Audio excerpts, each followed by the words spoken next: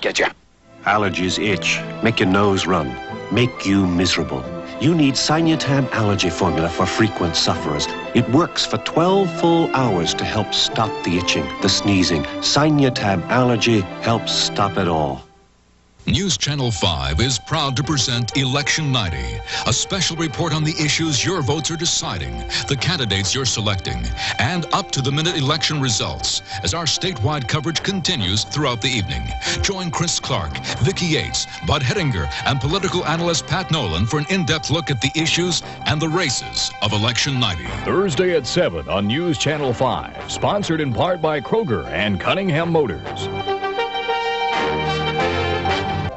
I'm Vicki Yates. Join me along with Chris Clark, Hope Hines, and Ron Howes weeknights on the 6 o'clock report. News Channel 5. More news, more experience, more often. Here's one for you. What do a Nashville funeral, former President Richard Nixon, and baseball great Pete Rose all have in common? Well, they're all part of this week's edition of Larry Brinton's Street Talk.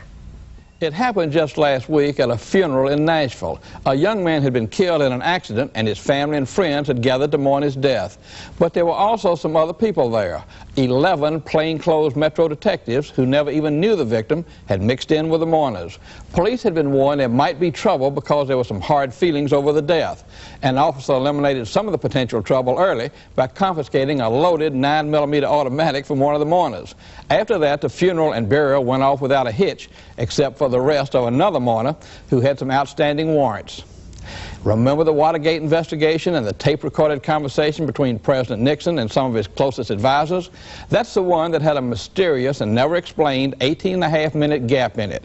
While that tape recording helped spell doom for Nixon, a tape recording with a similar gap over in McMinnville could save J.B. McCord's life. McCord was convicted 2 years ago of murdering a prominent attorney. The trial lasted a month, and McCord, who served time years ago for killing another man, was sentenced to die in the electric chair for this one.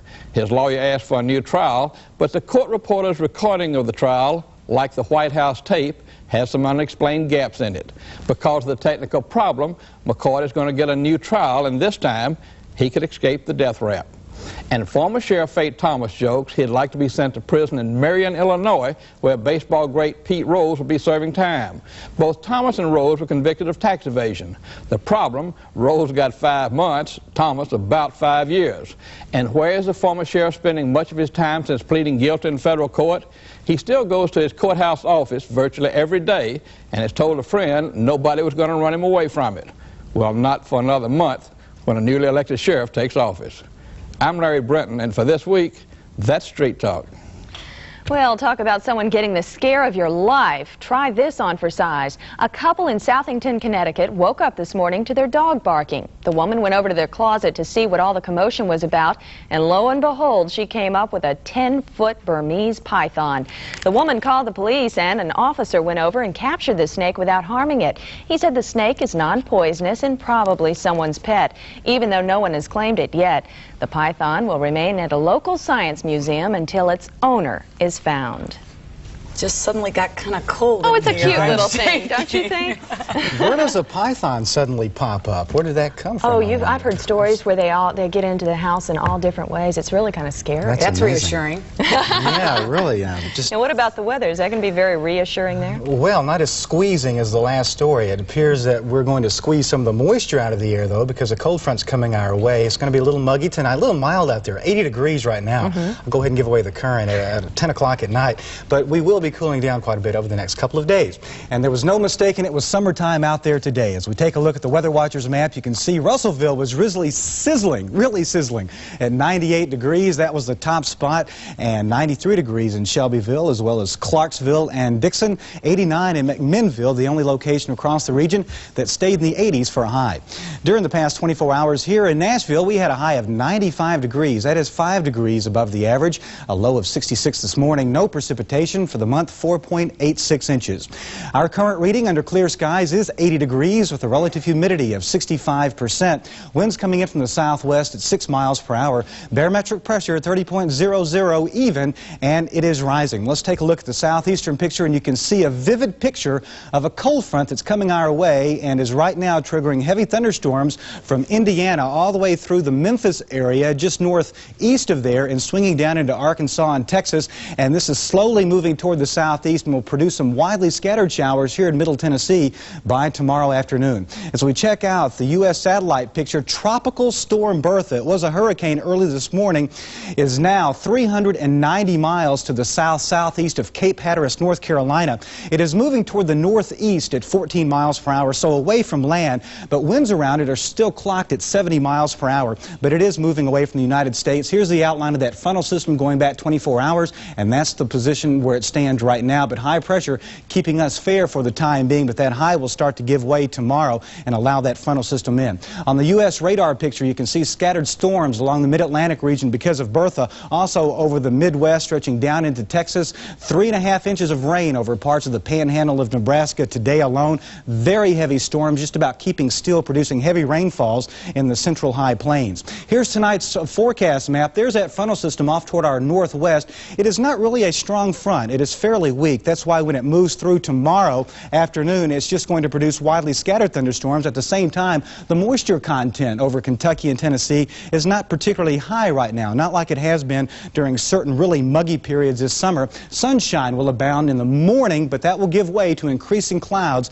throughout the day. As we look at tonight's lows, we're looking fairly muggy and mild, around 69, 70 degrees. Temperatures will be in the 40s over parts of the central plains, and tomorrow's highs will be rather warm, about 90 degrees, but normal for this time of the year. In the 70s over the plains, stretching all the way south into the panhandle of Texas, and that's the effect of that cold front. Looking at tonight's forecast, you can see we will be mostly clear and mild, a low of 69 degrees. Winds will be flowing in from the south at about 5 miles per hour.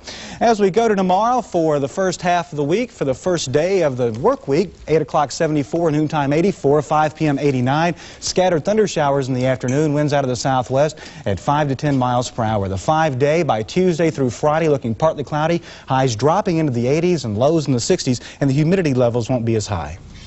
Something to look forward to. It looks a lot cooler. That must be a record kind of for us. Look, mid-80s in the middle of August, beginning of August? Not really. Not a real record, no, but it's better than those 90s. But Seems that way. That's right. Thanks a lot, Bob. When we come back, well, it almost happened again in San Francisco. A real heartbreaker of a game. Mark has details next. Now you can get kitchens and bathrooms from Time Life Books' popular series, Home Repair and Improvement, for just $1.99. I'll be back to tell you how. Hi, I'm Bob Vila. You know, for years I've been helping people turn average homes into their dream houses, like Dave and Marianne Corbett. That's right, Bob. You know, for one thing, the kitchen, it's too dark. Maybe some track lighting would help. We're also thinking of putting new tiles in here. Hey, that's a great idea. They'll stand up to all kinds of wear and tear. Most people don't realize how easy it is to transform a home and increase its value with a few simple projects. All it takes is a little imagination, a little hard work, and the right tools, including the Home Repair and Improvement series from Time Life Books. These books will help you with practically any home improvement job. From cutting new bathroom tiles, to laying them, to sealing the grout, even if it's as involved as rewiring for new lighting or replacing a sink, these books can give you all the help you'll need. Well, Dave, I can see you guys have done a lot in the past couple of weeks. That's right, Bob. I've added the new track lighting. We even built this island. To order your first book, Kitchens and Bathrooms, just call this toll-free number for a free 15-day examination. Other books will follow, one about every other month, on the same free trial basis, like plumbing, adding on, and walls and ceilings. So what do you two have planned next? Well, in the living room... We're planning to turn one wall into an entertainment center. Time Life's Home Repair and Improvement series can even help you with that. Remember, your home is your single biggest investment. With a little effort, a little imagination, and a little help from Time Life Books, you can make sure it keeps on growing in value. Call now for your free examination of kitchens and bathrooms. If you decide to keep it, pay just $1.99. That's $10 off the regular price. Future volumes will follow about every other month with the same free examination. Buy only the ones you want, cancel anytime. As an added bonus, you'll also get the Stanley tape measure free. So pick up the phone. We're ready to take your call. You know, this must be the year of the no-hitter. There was almost a record, wasn't there? But somebody messed it up. Had 8 no-hitters been pitched this year, it would have been a new Major League record. Of course, already 7 have gone into the books. 9th inning, 2 outs. I say he's got it. We have a big Giant fan in our sports department. It doesn't go, and of course there's almost a murder. Would have been mine anyway.